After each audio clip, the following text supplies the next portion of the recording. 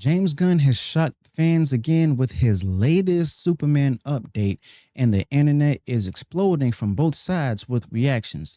Now, James Gunn keeps insisting that he has everything under control, but the early digital release of Superman simply proves otherwise. You see, James Gunn says that it's all because of Peacemaker, but that excuse doesn't hold up when Superman is supposed to actually be the centerpiece of this universe. Now, these things are coming from the Variety articles and Screen Rant, where fans were told that James Gunn would rebuild the DC around Superman. Yet all the moves being made show that James Gunn cares more about his side projects than the main character that the audiences actually wanted. Okay, so basically, Warner Brothers is simply showing that they couldn't even get Superman to outperform the last installment that came out 12 years ago. I mean, if you think about that, you'll see that after all the changes, after all the corporate reshuffling, after bringing James Gunn to be the savior of the DC brand, well, they simply can't get close to numbers from an era before the genre collapsed under its own weight. Now, that alone should tell you everything about, the state of the industry with the superhero genre. Hollywood elites can pat themselves on the back all day long, but the audiences are simply voting with their wallets, and the wallets are simply saying no. Now, what's worse is that the studio pretends that this is success as if falling short is actually something to celebrate. It's corporate gaslighting at its finest. Now, the excuse that's offered up by James Gunn doesn't help either, but instead of just simply admitting that the film definitely underperformed and that digital was the only way to save face, well, he gave us the bizarre explanation that is all had to do with Peacemaker season 2. So, according to him in this article, Superman had to hit digital early because he wanted people to catch it before Peacemaker actually returned. That right there is not a business strategy. That's not a serious explanation either.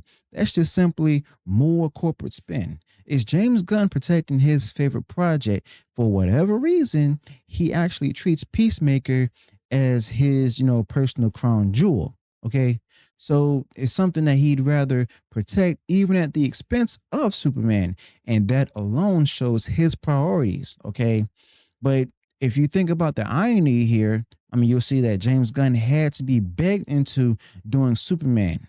You see, he actually admitted that his heart was always in projects like the Suicide Squad and Peacemaker. Yet now he claims the most important reason that this massive DC tentpole is undercut is because of his smallest show. I mean, it's clear where his loyalty lies, and instead of just simply, building up to building Superman as new face of DC universe, he positioned it as a stepping stone to go ahead and get people hyped for a spinoff that's about a character kids aren't even supposed to watch. You see, he actually said outright that no kid should be watching Peacemaker. So what's the point? Okay, the supposed centerpiece of your relaunch gets sidelined for content that doesn't even target the general audience. Okay, and that's basically a Marvel rule right there. And that's not a plan. That's just a mess. So when Screen Rant's Liam Crowley actually, asked somebody, James Gunn gave a response that only, raised more eyebrows, where he agreed that with the idea that a long theatrical run was ideal, and then pivoted, to saying that his hands were tied. He claimed that it was complicated and out of his control, but simply put, I mean, he did admit that, and he did in fact decide to put Superman on digital early. That's not out of your control. That's a choice. He said it was because Peacemaker got bumped, to August from September. And even if that's true, it doesn't make sense to undercut the supposed foundation of your franchise just to go ahead and accommodate a side project. Now, it honestly sounds less like a strategy and more like a cover story. Okay. So, simply put, the contradiction itself actually becomes even more obvious when you actually remember what James Gunn said just weeks before. He was actually asked if Superman would hit streaming before Peacemaker season 2. And his answer? Not even close. Those were his words. So, what exactly changed? If he actually truly thought Peacemaker was coming in September, well, that would still be only 2 months away. Now, for him to say not even close actually suggests that a much longer gap. Yet here we are right now, and Superman is on digital a month later. So that right there shows either he was lying then or he's lying now. But either way, it proves that you can't take what James Gunn says at face value. Now, this is the bigger problem with James Gunn in general, where he's actually constantly on social media, constantly in interviews, always putting, out there statements. I mean, yeah, that's good for transparency, but over time, those statements don't really line up if you don't keep it up. He says one thing, then reality shows something different. Fans rush to defend him, parroting his words and stuff as if they're gospel. But when you actually compare the timelines themselves, along with the stories unraveling, a leader in his position shouldn't be playing games like this. Now, if you don't control everything, I mean, that's fine. Just say that, admit it. But instead, he tries to craft a narrative where every move is some massive plan. And the result is that people losing trust in his word. And simply put, instead of just, letting the numbers speak, well, James Gunn just simply inserts himself into the conversation over and over again. He tries to justify the early digital drop of Superman like it's some part of, some brilliant DCU blueprint. But audience is not stupid. They can see through the spin itself and they know that this isn't what success looks like. Now, if the movie was holding strong at the box office, there would be no rush to digital. They'd let it breathe, let it stretch into international markets, and simply squeeze every ticket sale possible. But instead, the plug was pulled early from the box office releases, and that tells you all you need to know about how the studio views its future potential. Now, honestly, the sad part is just how many fans are desperate to believe James Gunn.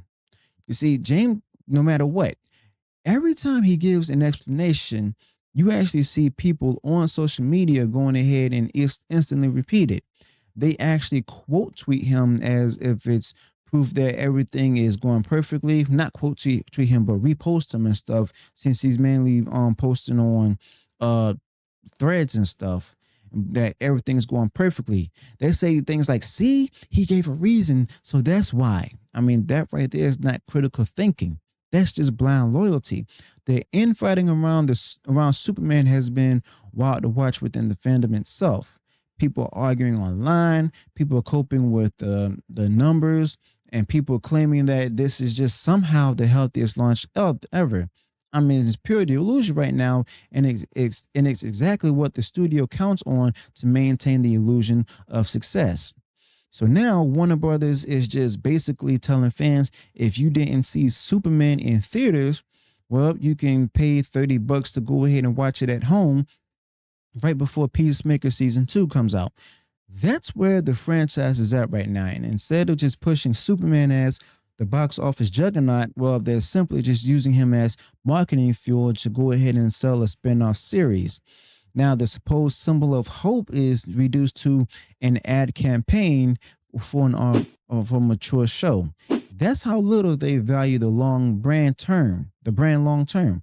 It's, hard to see how this sets up the stable DCU. If anything, it shows they're willing to cannibalize their own centerpiece just to go ahead and protect the side projects that James Gunn likes.